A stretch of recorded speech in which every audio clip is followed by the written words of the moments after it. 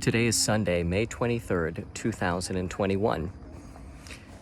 Today is Sunday, today is church day, and it's a day that I thoroughly enjoy.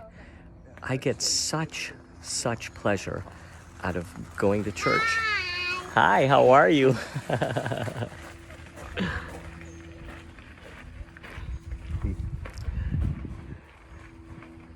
I love this community. Family coming by and a little baby calling out, hi. Anyway, as I was saying, I get such joy and pleasure out of going to church. The people that are there, I just look forward to throwing my arms around them and hugging their neck. And I look forward to serving, being able to serve as an usher. I never realized how much fun I would have as serving in the usher role. I escort people to their seats. I make sure that they're comfortable, and I help collect the tithes and the offerings, and I help clean up and set up. So today I got to bring the chair to the stage to the pastor, and there's just joy in doing that. Serving, playing my part, doing my share of helping things run smoothly, providing a service. And it is a service to God. God receives it as a service unto himself. And it brings me great joy.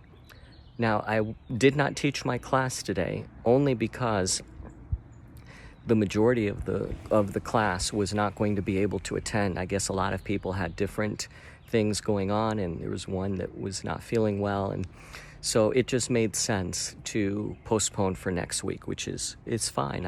I trust God's leading in all of these things. So it's something that I will now review and share next week, and I'm eager to do so. Because of not having the class, we ended up just coming straight home. We normally would stay around the area, find something to eat, and then go to the class. But we decided, let's just go home. And Serena made some shakes anyways for me, and she had some snacks for herself. So we were able to have something. I've been reflecting on yesterday. Yesterday was incredible. It was unbelievable. It was remarkable. It was beautiful. It was precious. It was loving. It was so giving and so generous and so detailed, so thoughtful. It was so many things. That's just the tip of the iceberg. It really was so many things. It blessed my heart and Serena's. And you know, when you stop and you look at your life, which I've had a lot of opportunity to do, you evaluate the things that matter. Situations such as chronic illness bring about a contemplation that is uncommon in life. Normally we take things for granted. Normally we save uncomfortable thoughts for another day. We postpone them, we suppress them. But chronic illnesses force you to think about things and reach conclusions. For me, I've thought about what is important in life. I've thought about what have I accomplished in life. I've thought about, have I been good? Have I made a difference? Has my life mattered? And the outpouring of love that was shown to us yesterday is such an affirmation.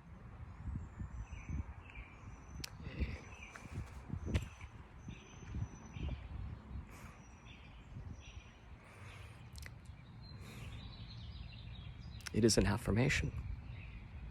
It's so good. It brings me joyful tears to think about it.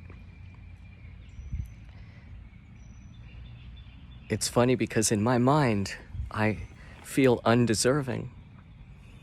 And not that I think badly about myself, but I just feel undeserving that so many people would go to such lengths for me and sacrifice of themselves the way they have. It is a humbling thought, humbling experience in all the good ways. I'm on my knees in my heart right now, looking up to God and saying thank you. And I'm on my knees looking up at all the people that pray for me, that take time to send me messages, that are behind the scenes, that are in front of the scenes, that have brought food, that have brought gifts. There's so many people doing so many things, and I'm on my knees saying, looking up, saying thank you. Thank you. You have blessed me. And what I'm thinking about is,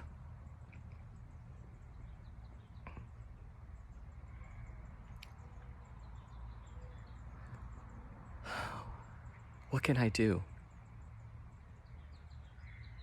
to give back?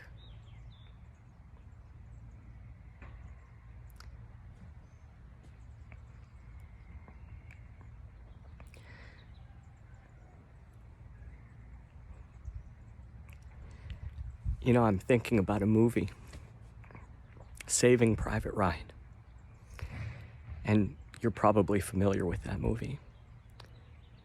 In that movie, a man lost all of his brothers in the war.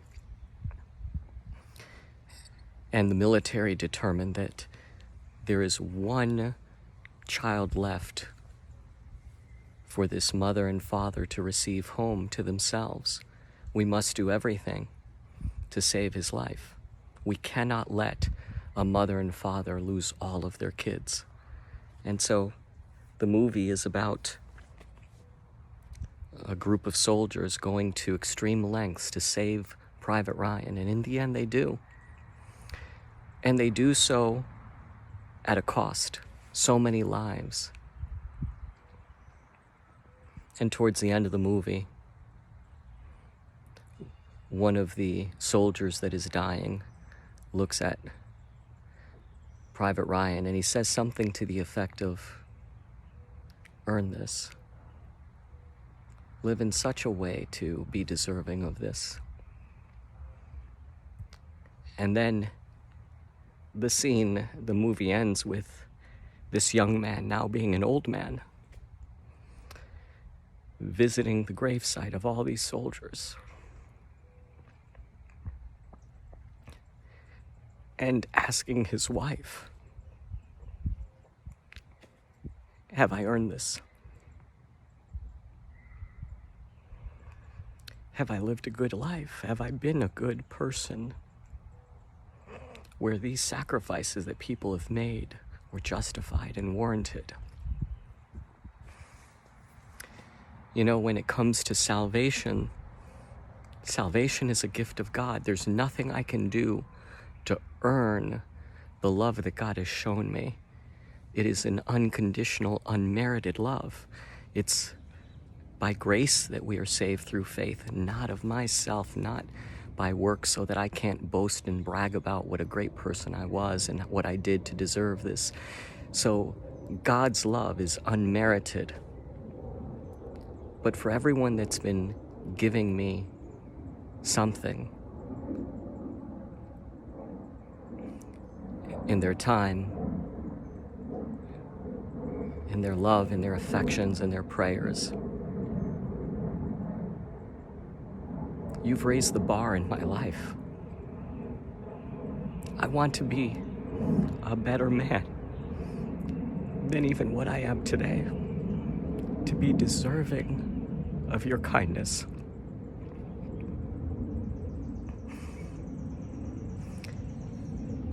When my final day comes, far out in the future,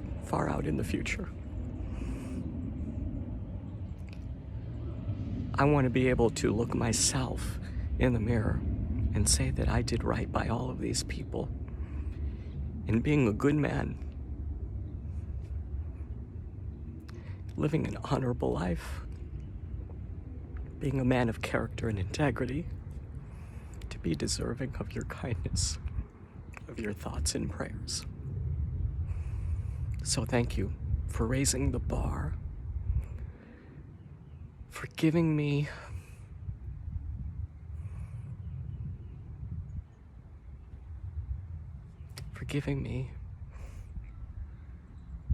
that end goal to strive towards achieving. You've done more good for me. And it's time for me to figure out a way to do good for you. And for the rest of the people around me. For those I haven't met. So thank you. I found a Bible verse that captures my heart, what I'm really thinking. Romans 12:10. Love one another in brotherly affection. Outdo one another in showing honor. Love one another with brotherly affection. Outdo one another in showing honor. That is an amazing verse that challenges us to just show brotherly love, sisterly love. And that is an unselfish love. That's the kind of love that has no ulterior motives. And the challenge to outdo one another in showing honor. What a great challenge. Imagine if everyone lived that way and said, you know what? I intend to show you greater honor than you show me. Where would we be right now, right? Where would our society be right now if that's how we treated each other? It reminds me when I got married, I don't know if even Serena remembers this, but I said, I have a challenge for you. I challenge you in this way. I plan to love you more than you love me. And we'll, at the end of life, we'll see who wins. I did that for the reason that if we both lived with that mindset of trying to love the other more than it would be an everyone wins outcome, you know? So that verse reminds me of that, which I did almost 25 years ago. I wanted to leave you with that verse. I thought it was upbeat and encouraging and challenging in the same regard as well. So, Lord bless you.